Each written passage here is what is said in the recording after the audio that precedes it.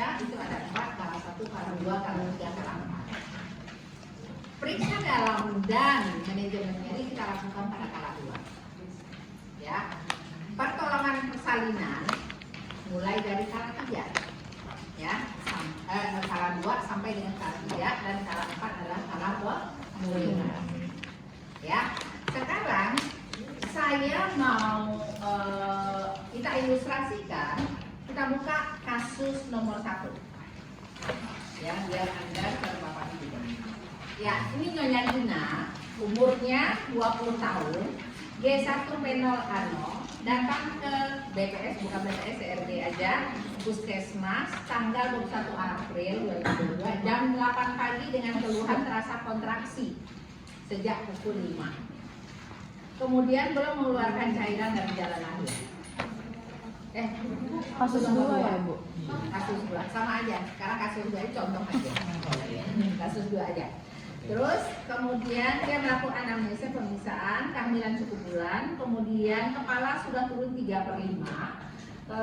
Ini hasil pemeriksaan dalam. Ini pasien datang jam 8 pagi ya dengan keluhan sudah mules-mules, sudah ada tanda persalinan. Jadi udah masuk fase persalinan. Sekarang saya mau memastikan benar nggak sih nih ibu udah masuk fase persalinan. Saya akan lakukan periksa dalam. Oke.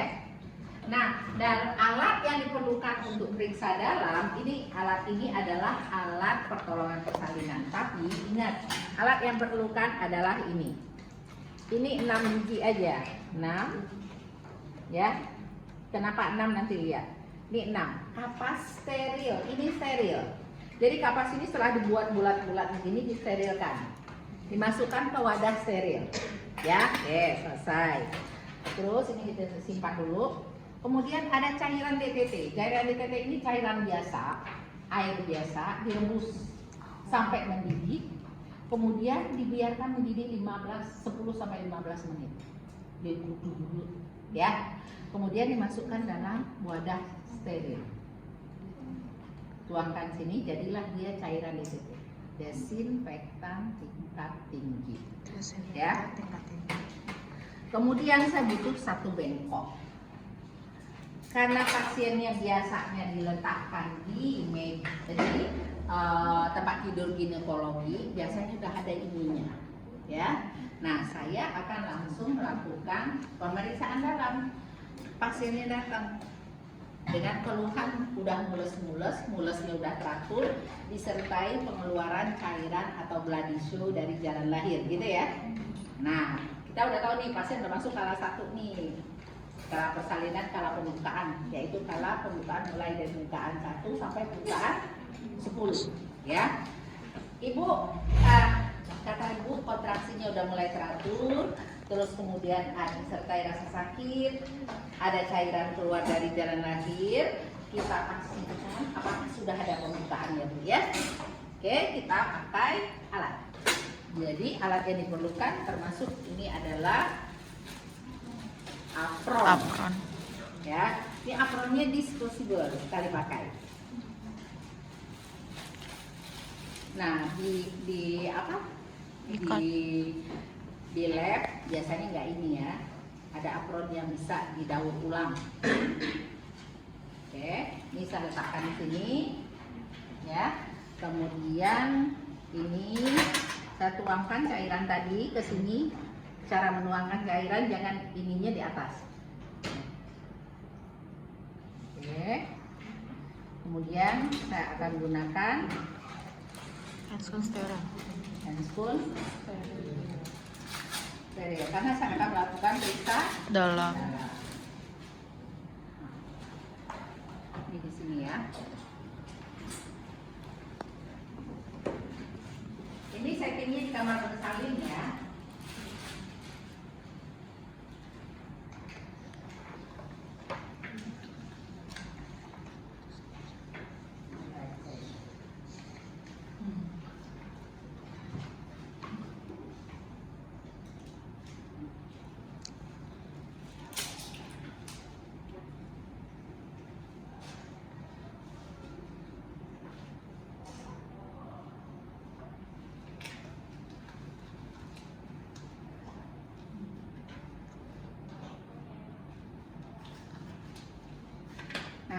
saya ambil 6. 1, 2, 3, 4, 5, 6. Tuh, 6 ya. Ibu, saya akan bersihkan dulu vaginanya. Sebelum kita kita periksa dalam ya Bu. Saya bersihkan daerah pubis dulu. 1 kali usap. Kemudian 1 kali usap. Kemudian 1 kali usap. Kemudian tangan kiri saya mulai buka. Saya akan bersihkan bagian labia minora. Kemudian labia minora. Kemudian dari atas sampai ke anus. Ya. Ibu, kita periksa ya Bu. Oke. Tangan saya dipundus supaya bayinya nggak gerak. Ibu tarik nafas panjang. Tarik nafas panjang ya Bu. Oke. Saya masukkan tangan saya satu lagi. Oke. Ya Bu, Ibu, ini pembukaan sudah 4 cm Bu. Kemudian kepala bayinya bagian ubun-ubun kecil nih, bagus. Terus sepiknya udah mulai menipis. Ketubannya masih utuh ya Bu ya, bagus. Oke, ya. Ibu kurang lebih 6 jam lagi Ibu baru akan bersalin. Bagus Bu, nggak ada darahnya, darah normal, kemudian ketubannya masih utuh, ya. Oke. Jadi selama kita melakukan ini, kita udah sampaikan informasi ke Ibu, ya. Apa yang kita temukan? Biasanya yang kita sampaikan itu pertama pembukaan, kemudian penipisan serviks, kemudian ketuban masih utuh atau tidak, terus yang kita raba itu apa? Maaf, saya keluarkan. Jadi pada waktu kita melakukan periksa dalam, ini begini ya. Jadi tangan saya itu begini nih, masuk tadi begini, terus satu lagi masuk, terus saya lebarkan tangan saya di dalam. Ini adalah serviks, ya. Kemudian tangan saya lebarkan gini, berapa ya? Ini 7-8 cm. Kalau tangan saya begini di dalam, 7-8 cm. Jadi perkiraan. Kita nggak bisa bawa sentimeter ke dalam, ya. Jadi kalau umpamanya begini, baru begini, ini 3-4 cm. Oh ya. Terus kalau umpama makin maju begini, terus kalau udah begini, loh nggak teraba lagi ya atas, tidak teraba bawah. Oh ini udah lengkap. Jadi atas dan bawah sudah tidak teraba sama jari kita. Ya, kemudian kalau bonekanya ini benar dan bagus, ini di sini ada segitiga. Pertemuan sutura-sutura ini membentuk segitiga di sini. Itu teraba waktu kita melakukan periksa dalam. Yang benar posisinya gini bayi itu. Jadi kepalanya itu begini nih. Jadi yang kita raba ini namanya UUK, ubun-ubun kecil, vertex. Tapi kalau dia posisinya begini, ini kita raba segi 4 di sini. Ini ubun-ubun besar. Kalau dia ubun-ubun besar, ini bayi lahirnya agak sulit. Jadi proses dia keluar agak sulit nanti. Yang benar itu ubun-ubun kecil. Yang kita raba itu adalah segitiga di sini. Jadi waktu kita PD, kita cari itu. Kalau sudah pembukaan 7-8 itu teraba. Ketuban masih utuh. Ketuban masih utuh tuh seperti ini nih. Nih ya, satu kita ambil. Terus kita isi air.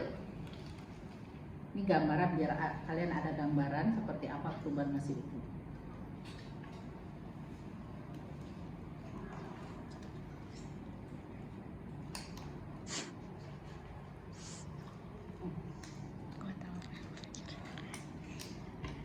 Nah, jadi waktu saya PD tadi, ini kan kepala bayi. Nah, begini dia. Nih, waktu saya PD tuh.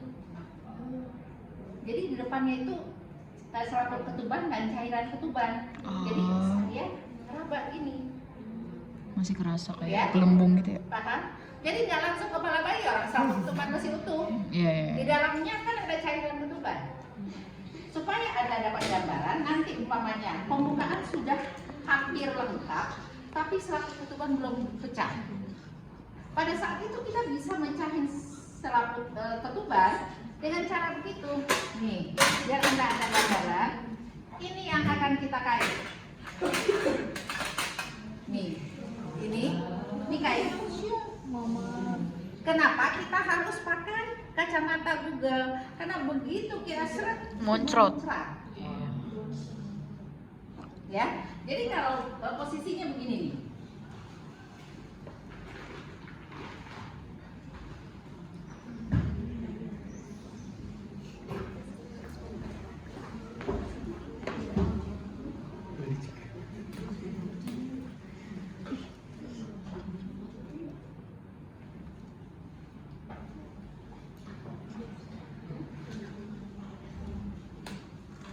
Nah, kita udah selesai PD tadi ya.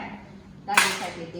Terus pada saat kita akan kontraksinya semakin dekat 5 kali dalam 10 menit, terus kemudian 50 detik ibunya udah ada rangsangan ingin buang air besar.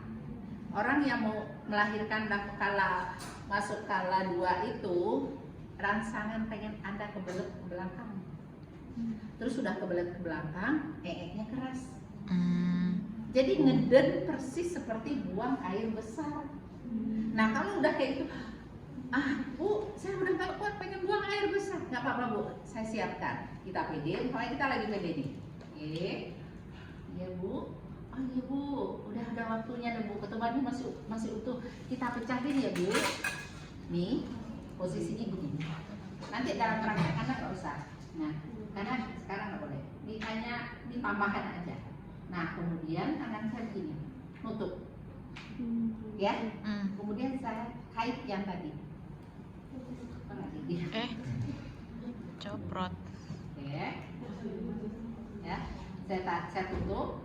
Tangan saya kan begini dalam, ya. Ini dijepit oleh tangan saya di dalam. Kemudian, muncrat. Ya, kalau yang benar itu muncratnya sampai ini sekali karena tahanan dari kepala bayi. Jadi kalau kita ini itu seperti ini, ya, nih tangan saya begini di dalam dilindungi kepala bayi. Ya, cairan ketubannya pecah. Nah, pada saat itu kita lihat karakteristik cairan ketubannya jernih, hijau, bercampur darah. Nah itulah nanti yang mengisi dari pantograf. Ada cairannya terbantu. Kalau selaput masih utuh tadi, isinya U. Tapi sudah pecah, jadi isinya J. Tapi kalau umpamanya pecah, hijau, isinya M, mekonium. Jadi cairan ketuban bercampur mekonium. Kalau pasiennya masuk dengan cairan ketubannya sudah pecah, selaput ketuban sudah pecah, dan kita tidak bisa menilai lagi karakteristiknya, kita tulis K, kering. Itu ada di pantograf. Ya, oke. Jadi memecahkan selaput ketuban ini hanya sebagai tambahan aja. Karena biasanya kita tidak berharap kita pecahkan selaput ketuban, cukup pecah secara alamiah. Karena kalau ibunya ngeden, pembukaan sudah lengkap, selaput ketuban masih utuh, terus pecah dia secara spontan, itu lebih baik, lebih bagus. Karena berbarengan dengan bayi lahir, jadi dia melumasi jalan lahir, jadi nggak terlalu sulit bayinya lahir. Ya, oke, udah itu. Bu, tadi pembukaannya 4 cm, jadi kurang lebih Ibu baru akan melahirkan 6 jam lagi. Nah,